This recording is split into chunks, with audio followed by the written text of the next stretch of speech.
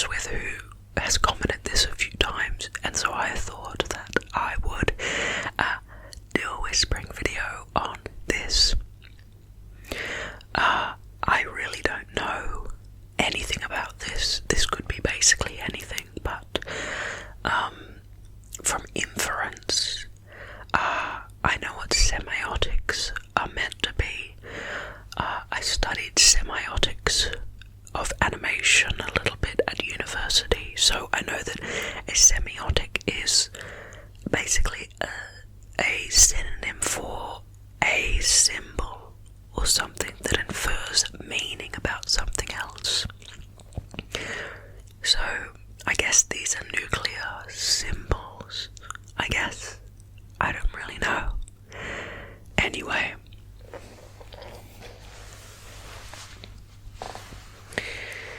this is Nuclear Semiotics, which comes down under long-time nuclear waste warning messages.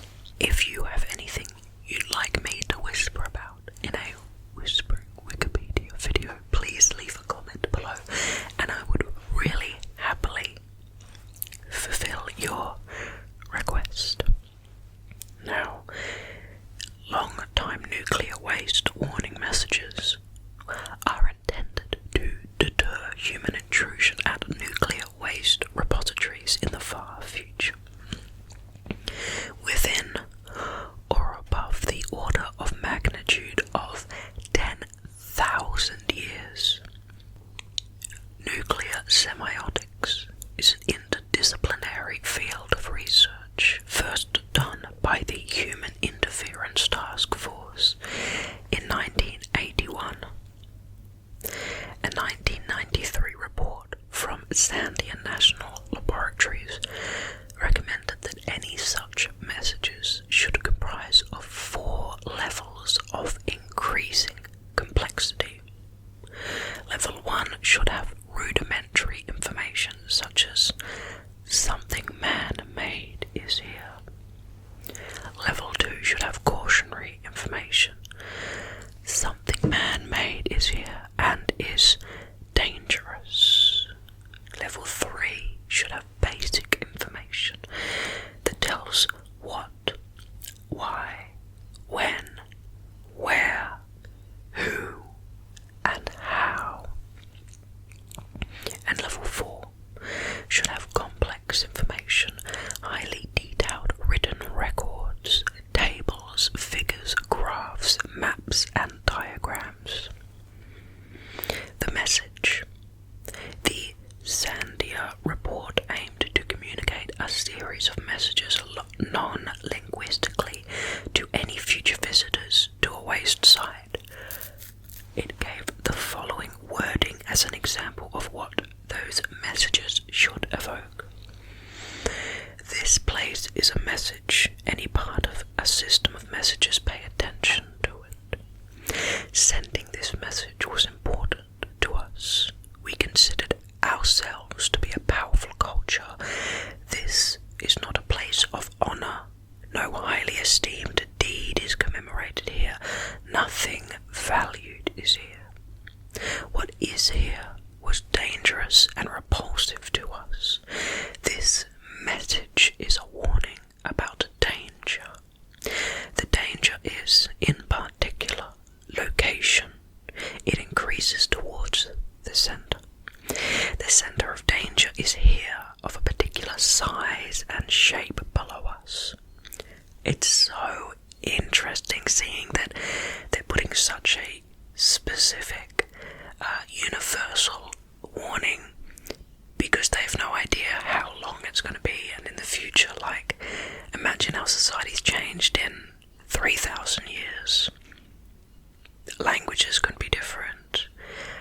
Incredibly interesting. The danger is still present in your time as it was in ours. The form of danger is an emaciation of energy. The danger is unleashed only if you substantially disturb this place physically.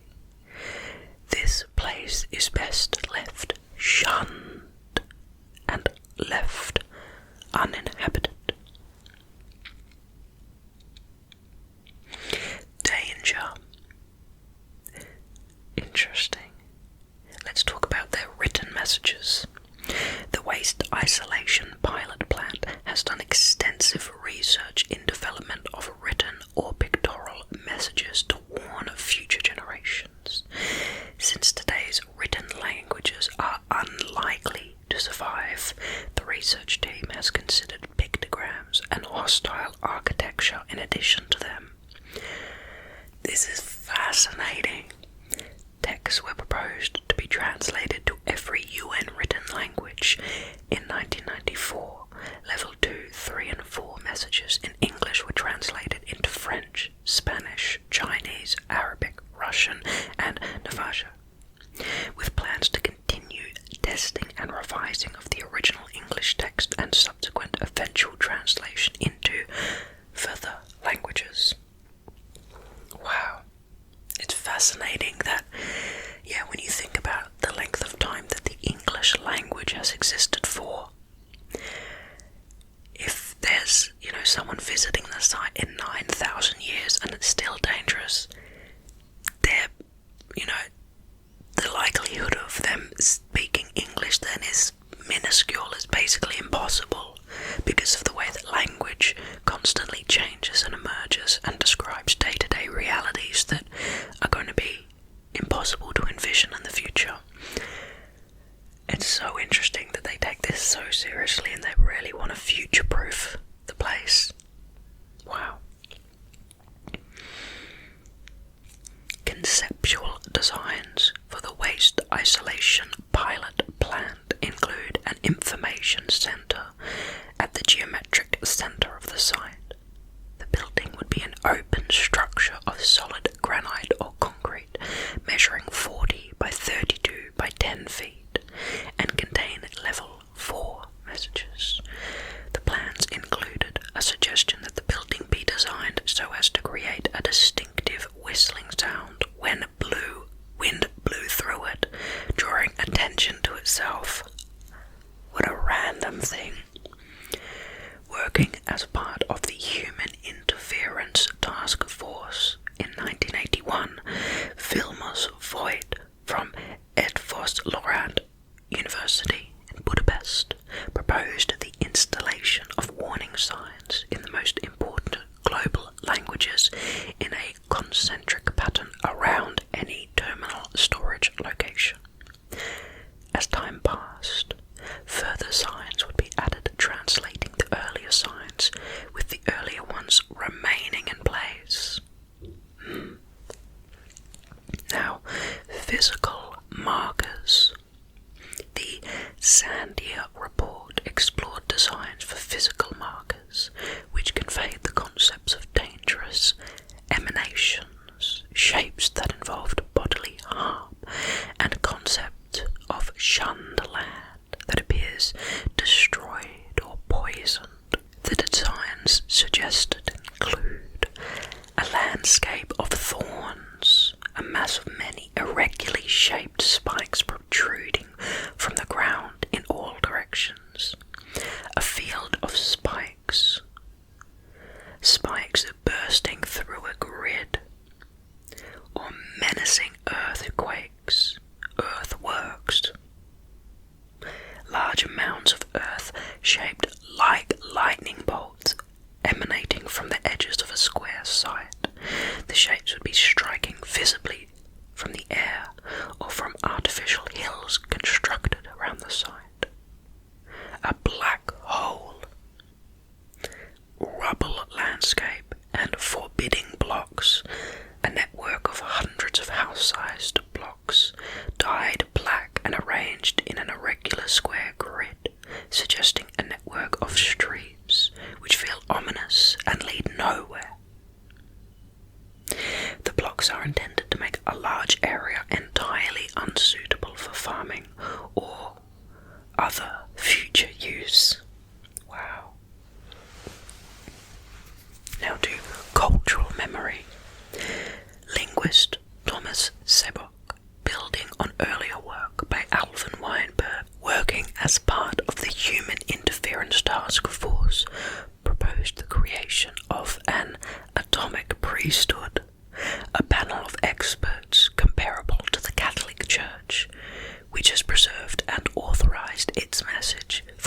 2,000 years. The priesthood would preserve the knowledge of radioactive waste locations and dangers through rituals and myths.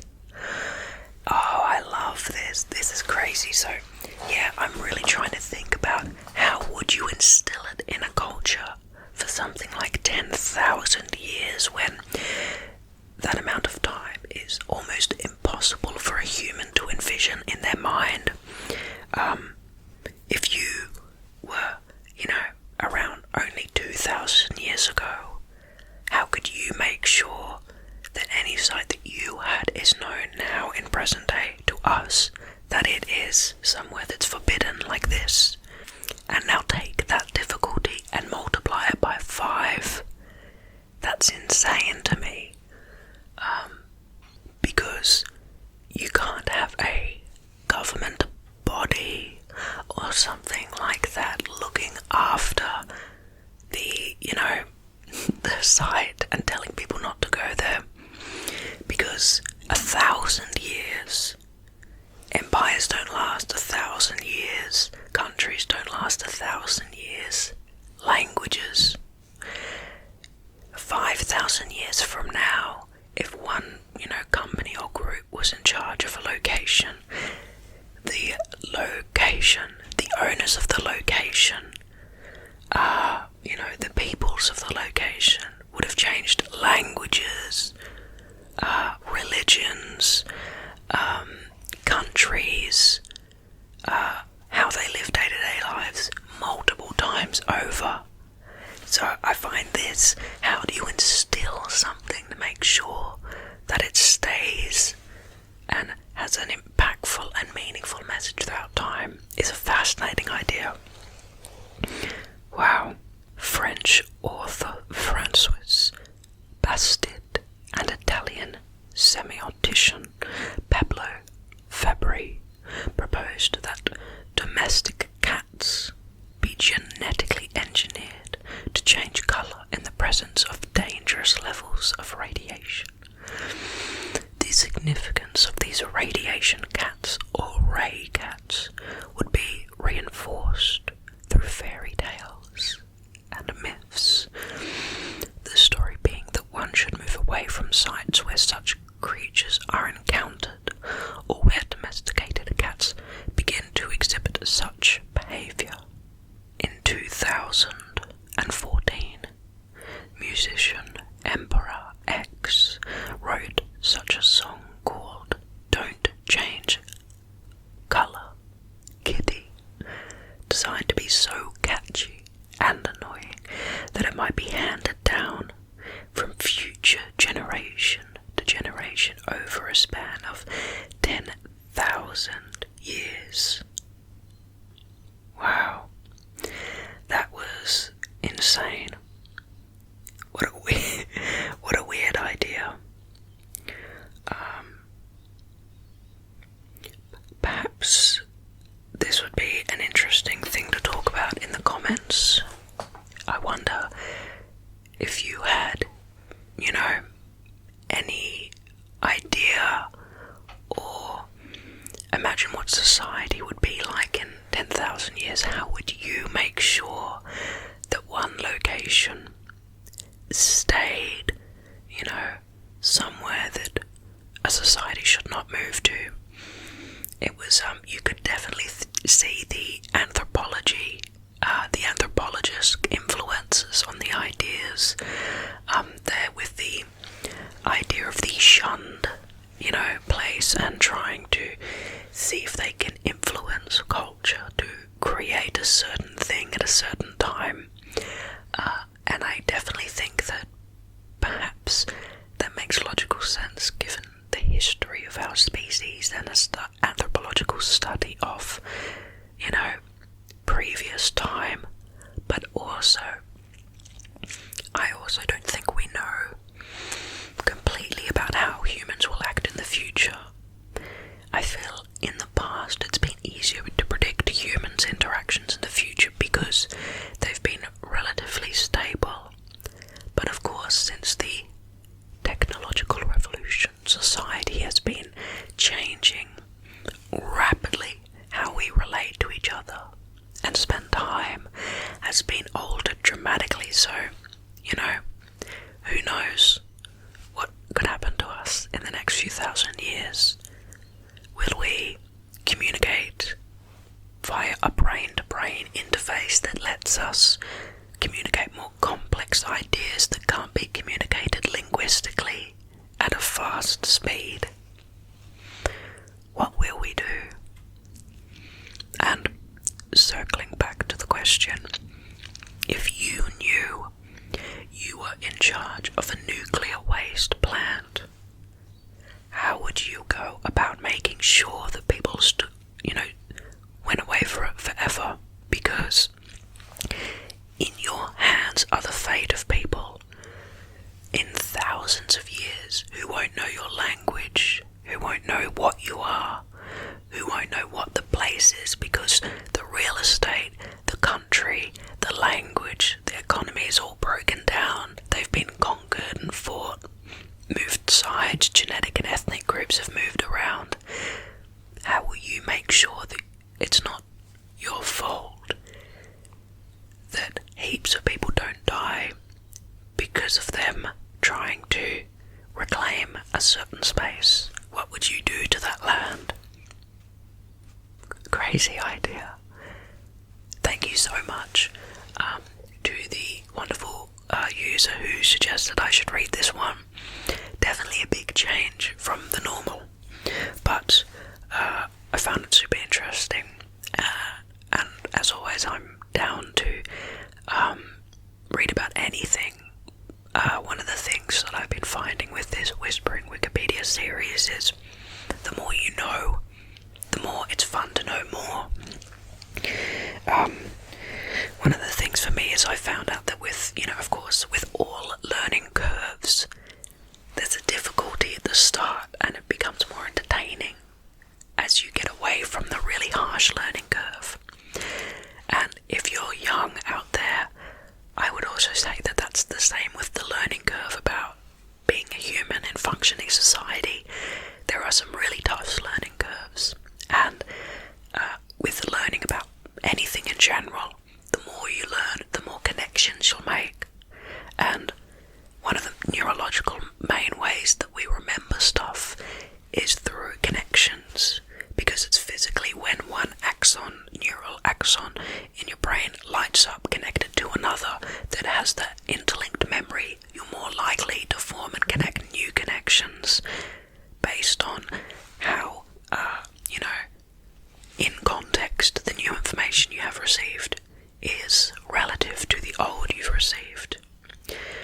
You're not very likely to remember some random details about some random thing, but if it connects somehow to your understanding of the world already, or perhaps something you're interested in, then you're much more likely to remember it. And that's what I found with these. The more I've read, the more I've seen the links between different things, and I've thought, wow, super interesting, super fun. Within this, there's links to all different things. One to anthropology, and I have a good friend at work who's an anthropologist who I love talking to design and aesthetic philosophy with the idea of semiotics, to history by studying the past, and with anthropology guessing what it would be like in the future. And there's also some futurism. Really interesting. Anyway, I thought I'd give you a little bit of a ramble since this Wikipedia page ended a bit early, but I still want to help you fall asleep throughout this video. I think I've had an eyelash or something in my eye and I've just been wiping it. Sorry if that's distracting, but sometimes I like keeping these a bit casual. And yeah, I love all of you very, very much, and I can't wait to see you again in another video. Good night.